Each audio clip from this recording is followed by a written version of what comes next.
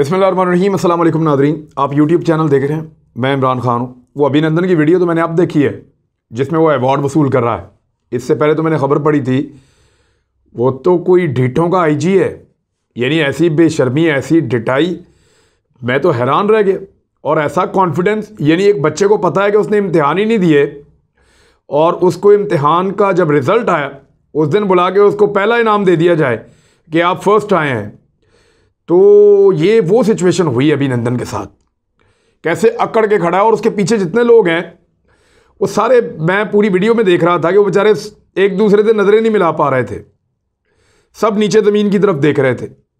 सारे के सारे शर्मिंदा थे किस बंदे को हम कौन सा अवार्ड दे रहे हैं। यानी उसको दे दिया वीर चक्र और ये दे दिया जी उसको अभिनंदन को, जो एक तैयारा भी फेंक आया और दुनिया की सबसे महंगी चाय का कप उसने पिया है पाकिस्तान में, कुट खा खा के। और वो बंदा पहुंचा जनाब वापस भारत में और उन्होंने ये किया। मैंने आज ये सारी डिटेल निकाली है कि भारत ने ये किया क्यों और ये इनाम भारत को देना क्यों पड़ा। पहले तो मैं आपको कुछ चीज़ें दिखाता हूँ।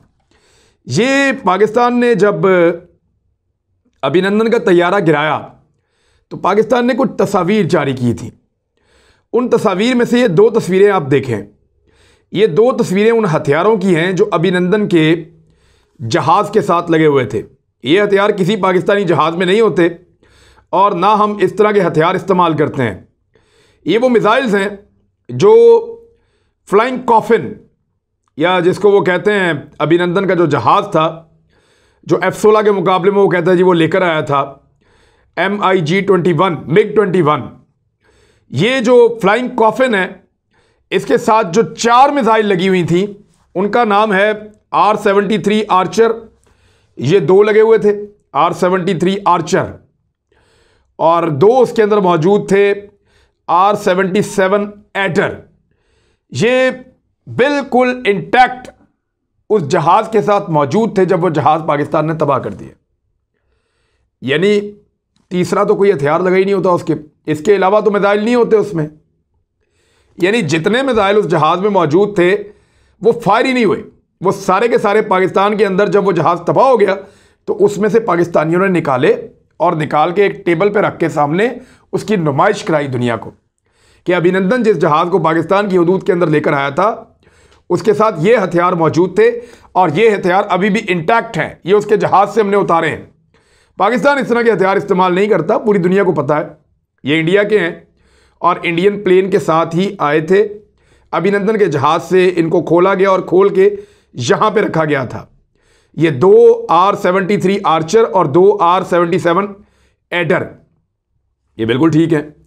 और फिर अमेरिका ने ये रिपोर्ट दी कि पाकिस्तान के तमाम F-16 इंटैक्ट हैं, मौजूद हैं, फ्लीट के अंदर शामिल हैं, कोई एक भी मिसिंग नहीं है।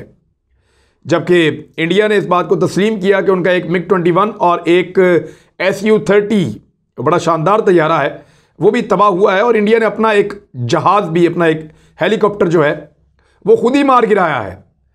यानी वो इतना ज़्यादा कन्फ्यूजन में थे, इतने परेशान थे, उन्होंने खुद मार गिराया।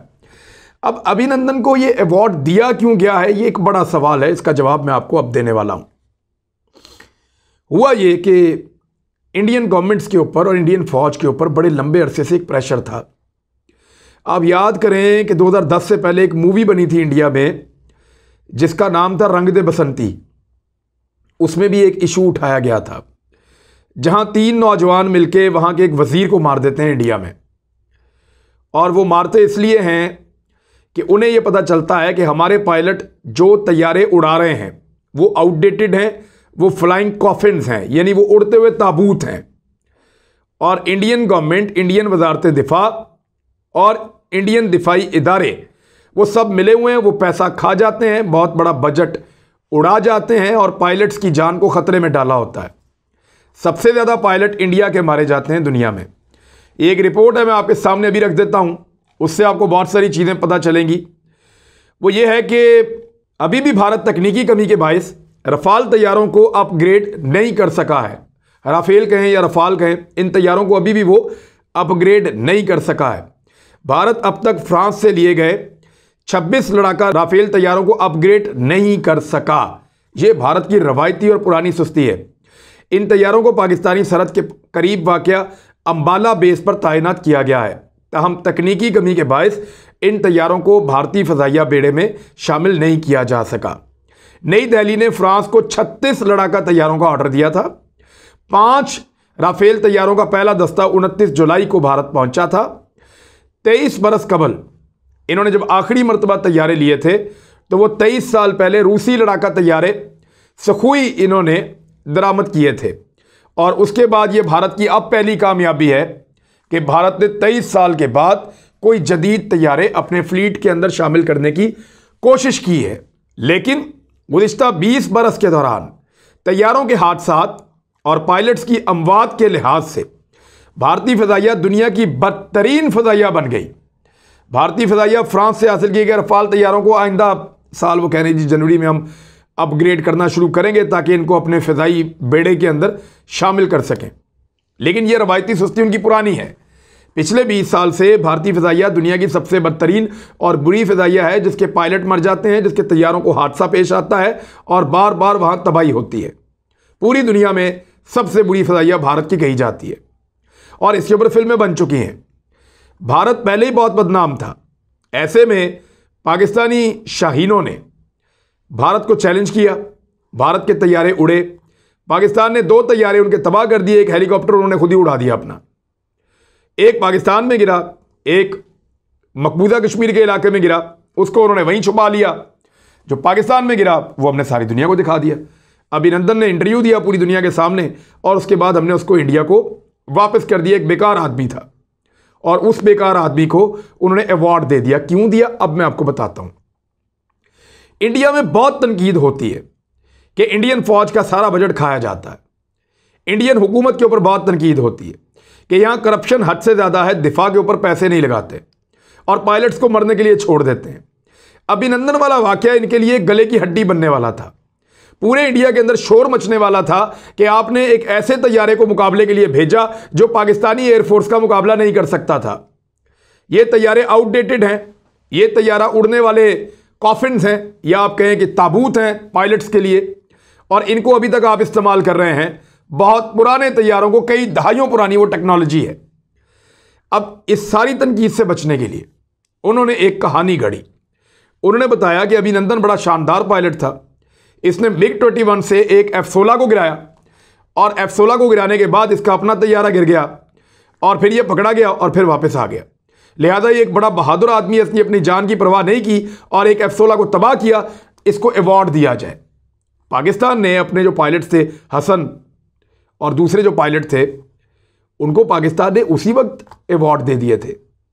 1 साल के अंदर अंदर उनको तमाम अवार्ड और तमाम तकरीबात के अंदर बुला के उनको ऑनर दे दिया गया था, क्योंकि दुनिया ने देख लिया था।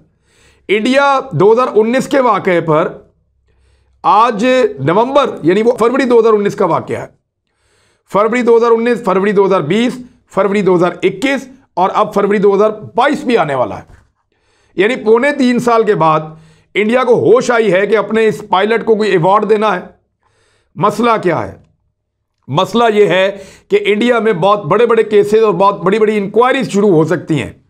वो उन सारी चीज़ों को दबाने के लिए एक झूठ का महल खड़ा कर रहे हैं ख्वाबों की दुनिया में रहने वाले लोग, और उस सारे गंद को छुपाने के लिए जो इंडिया की हुकूमतों ने, इंडिया के सियासतदानों ने और इंडिया के फौजी ब्यूरोक्रेट्स ने, जो बड़े बड़े फौजी हैं जो सारा माल खा जाते हैं, उन सब ने इंडियन पायलट्स को, उनकी जानों को खतरे में डाला, इंडियंस को खतरे में डाला, उनको धोखे में रखा, पूरी एयरफोर्स को तबाह किया। उनको जवाब देने पड़ेंगे। वो जवाब देने से बचने के लिए एक निकम्मे पायलट को, एक हारे हुए इंसान को अवार्ड दे रहे हैं और वो ढीठों की तरह खड़ा होकर अवार्ड वसूल कर रहा है। लेकिन एक बात पे आपने गौर किया है कि उसके पीछे जितने लोग बैठे हुए हैं सबकी आंखें नीचे जमीन में गड़ी हुई हैं और उसकी बॉडी लैंग्वेज आप देखिए, वो जीते हुए फौजी की बॉडी लैंग्वेज थी ही नहीं। और उसके मुंह पे मूंछों का हाल आप देखिए। इस शख्स की पहचान थी उसकी मूंछें। ये बहुत लंबी ऐसे मूंछें रखता था और वहाँ बहुत सारे और लोग भी ऐसी मूंछें रखते हैं, उनकी एक पहचान है। तो अभिनंदन ने अपनी पहचान कटवा दी है, मूंछें कटवा के छोटी कर दी है। यानी मूंछ कटवाने का मतलब क्या होता है आप बेहतर जानते हैं। जो लोग यहाँ पाकिस्तान में रहते हैं और यहाँ के कल्चर को समझते हैं, इंडिया में जो लोग रहते हैं जो इंडिया के कल्चर को समझते हैं कि मूंछें मुंडवा देने का मतलब क्या है। अभिनंदन ने अपनी मूछें कटवा के बिल्कुल नॉर्मल कर रही हैं। वो जो एक्स्ट्रा मूछें उसने रख के अपनी मर्दानगी शो की हुई थी, उसको खुद शीशे में देख के शर्म आ रही होगी, उसने मूछें कटवा दी हैं। वो इतना ही कर सकता था, लेकिन हुकूमत ने उसको वो अवार्ड दिए, वो भी अपनी जान छुड़ा रहा है कि चलो ठीक है, मेरे खाते कुछ नहीं पड़ेगा। हुकूमत अपनी जान छुड़ा रही है, एयरफोर्स अपनी जान छुड़ा रही है, और फौज सबको बेवकूफ़ बना रही है, उसको पकड़ के अवार्ड दे दिया। ये है असल कारकर्दगी और असल वाकया जो इंडिया के साथ हुआ है। उधर मोदी हुकूमत के लिए एक नई मुसीबत खड़ी हो गई है। इंडियन वज़ीर-ए-आज़म नरेंद्र मोदी के मुतनाज़ ज़रूरी कवानीन वापस लेने के ऐलान के बाद किसानों ने एक मरतबा फिर रैली निकाल दी है, जिसमें तमाम ज़रूरी अजनास के लिए कम से कम सपोर्ट प्राइस के तयन का मुतालबा किया गया है। यानी किसानों को इंडिया में एहतजाज की आदत नहीं थी, सिर्फ काम करते थे, सर फेंक के काम करते थे, लेकिन उनको एक इतनी बड़ी जीत मिली है एक फाशिस्ट हुकूमत के खिलाफ, एक ऐसी हुकूमत के खिलाफ जो कुछ भी कर गुजरती है और किसी को जवाब दे अपने आप को नहीं समझती। इन किसानों ने उस हुकूमत को शिकस्त दी है। शिकस्त देने के बाद उनका एतमाद बढ़ गया है। अब वो ये कह रहे हैं कि हुकूमत पहले हमारी जो अजनास हैं, यानी आने वाली गंदम, कपास, गन्ना, बाकी जितनी भी अजनास हैं, चावल, उन सब की सपोर्ट प्राइस जो है कम से कम क्या होगी उसका तयन करें। पीर को रियासत उत्तर प्रदेश के दारुल हुकूमत लखनऊ में निकाले जाने वाली रैली में हजारों की तादाद में किसानों ने शिरकत की और मुतालबा किया गया कि चावल और गंदम समेत दीगर ज़रूरी अजनास के लिए भी कम से कम सपोर्ट प्राइस मुतय्यन की जाए। अब किसानों के नुमाइंदे दोबारा इकट्ठे हो गए और वो इस नए मिशन पर निकल पड़े हैं। इसका मतलब यह है कि नरेंद्र मोदी ने इन किसानों को इतना मजबूत कर दिया है, इनकी एहतजाज की इतनी प्रैक्टिस हो गई है, 1 साल से ज़्यादा हो गया ये सड़कों में बैठे थे, और अब ये जब चाहेंगे हुकूमत का नातका बंद कर देंगे। और एक रिपोर्ट भी आई है, उस रिपोर्ट के मुताबिक नरेंद्र मोदी ने अपने मुतनाज़े ज़रूरी कवानीन वापस इसलिए लिए हैं कि उसको डर है कि खालिस्तान बन जाएगा, क्योंकि खालिस्तान रेफरेंडम के लिए मामला बहुत तेज़ी से आगे बढ़ रहे हैं। उसकी तीसरी मरतबा वोटिंग लंदन में जारी है, वहाँ हो रही है। उसके बाद वो जेनेवा में करने वाले हैं, जहाँ पूरे यूरोप से आके सिख कम्युनिटी के लोग वोट डालेंगे। वो कनाडा में और अमेरिका में भी वोटिंग करवाने वाले हैं।